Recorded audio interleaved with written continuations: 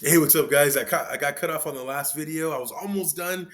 But yeah, if you're watching part two right now, don't watch the rest. Go back to part one so you can understand part two, then come back to part two. But yeah, finishing up real quick. Now, Mark Walter owns the Lakers. So if the Lakers have Luka Doncic, LeBron James, Austin Reeves, if they have this three-headed superstar monster, right? Imagine what he's going to do. If we're already drafting the best based on the draft picks that we have in the second round, if we're already drafting the best that we can, right, getting the most value of our horrible draft placements, right, because we win so much, or because we've traded so much, right? We've always traded our first round picks, but once again, that's the culture that we have. The Lakers, they don't keep their first round draft picks. When they see a superstar they want to go after, they don't even call it a risk anymore. It's like automatic. I'm trading that person. I'm trading that pick right now because we want that superstar.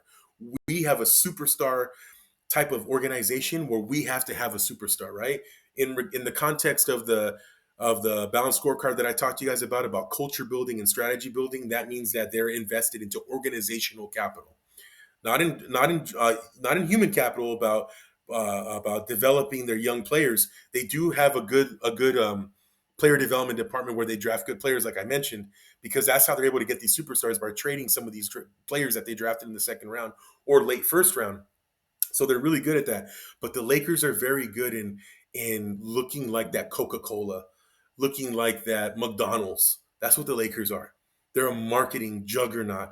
They have the colors, they have the logo, they have the storied franchise, Los Angeles, Hollywood. They are that team in regards to big markets. They know who they are. They know that they need superstars to win them championships. They're not going to win a championship like the Oklahoma City Thunder, right? Oklahoma City Thunder they have a great team. They're like 9 to 10 players deep of like pure immense depth and great talent. The Lakers don't want that. They want the Shea Gilgeous Alexander. They want that great superstar player that's going to drop 30, 40 points. That's what they want. That's what they've always had.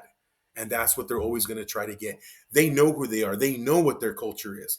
Now they got Mark Walter, and they're probably going to get some analytics or statistics made in partnership with the Dodgers, only focused on obviously basketball metrics, but they're going to find what works and they're going to swing for the fences. They're going to do some crazy stuff. We haven't even started. If the Lakers are already doing this with the Buss brothers, the younger Buss brothers, drafting great players, using those great players and their first round in the second round and late first round, and then using their first round picks to trade for the best players in the league, right? If that's what their strategy is, imagine what they're going to do with analytics and statistics. They're going to find those gems in free agency. They're going to find those gems in the trade deadline, and they're going to find those gems in the draft, right? They're going to find it. I'm telling you guys, you're going to see the same thing you're seeing with the Thunder at an even hyper scale over the next few years. I can't even imagine what they're going to be doing, right? Because the Dodgers, that's what they're known for. They're known for their crazy analytics, their statistics, and all the stuff they invest into human capital, into their player development, to their farm system. The Lakers are going to do the same thing with their scouting. If they've already drafted all those players that I mentioned, if they were already able to get Jared Vanderbilt and Rui Hachimura, and now they got Jake LaRavia on this incredible team-friendly deal, they got Marcus Smart. We lost Dorian Finney-Smith, and me and my best friend, who are diehard Laker fans, we've been best friends since we were 4 years old, and we've talked about the Lakers since we were 4 years old. If they were able, I mean, if we lost Dorian Finney-Smith, who was a crucial piece to our team, and he was a big-time Luka supporter, we lost him to the Houston Rockets. But a couple weeks later, we ended up getting Marcus Smart. The same thing, but probably even better. I've always been a big fan of Marcus Smart. Such a great ball player. I hated that he was on the Celtics, but he's the type of ball player, the type of Draymond Green, that if you're not a fan of that team, you hate him, but if you're a fan of that team, you love him. We got our Draymond Green in Marcus Smart. Marcus Smart is it's so funny. His last name Smart. He's such a smart, high IQ basketball player. So him doing what he's doing is not surprising to me or to my best friend or to other Laker fans at all. We know what Marcus Smart can do.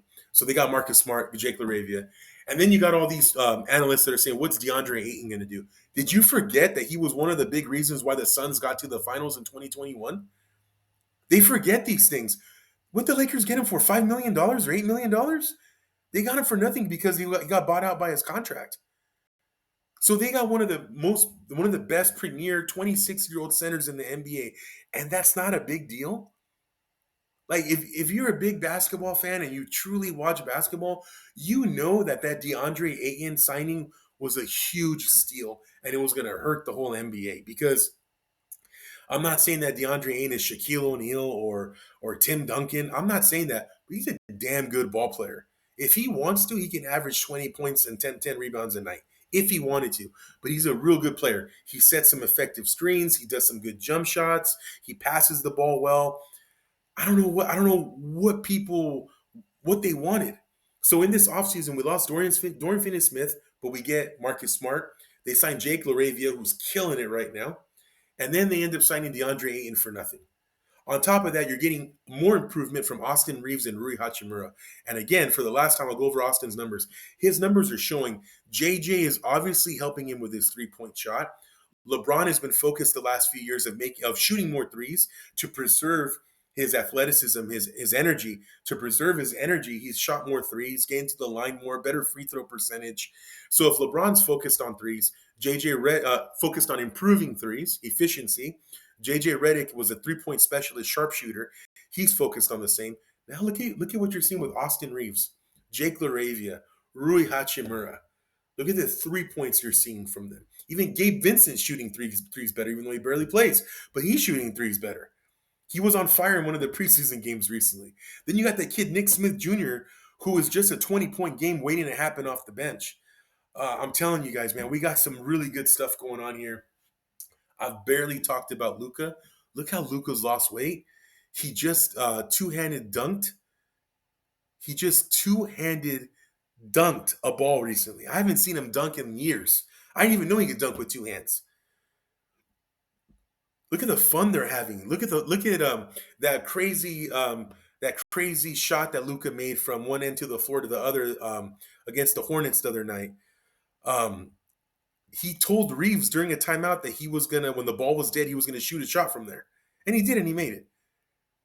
You know, that's the kind of culture they're building. They're building a fun culture where people trust each other. And what's funny is that when the game slows down, when the game gets really tight, when there's like 2 minutes left in a against a really big team, a really big competitor, when it gets tight, you're gonna see them argue with each other. You're gonna see them yell at each other. You know why? Because that's what cultures do. They love each other, they fight with each other, but they're always there for each other. And you're going to see that. You might see Luka and Reeves argue a little bit in a tough game. In a close game, you might see that. You might see LeBron and Luka argue a little bit. But that's what a good culture is. You take the good with the bad, but you're still always there for each other because you know what the vision is. And you know that you have to work together to get to that vision. So that's it, guys. I love what the Lakers are doing. Hopefully, you watched both videos. Like, subscribe, beat me up, comment, whatever. But yeah, I love what they're doing. And they're doing all this without the Dodgers owner, Mark Walter, putting his analytics and statistics stuff into the operations. All right, guys, thank you so much. Tonight the Lakers play the Thunder, so take care.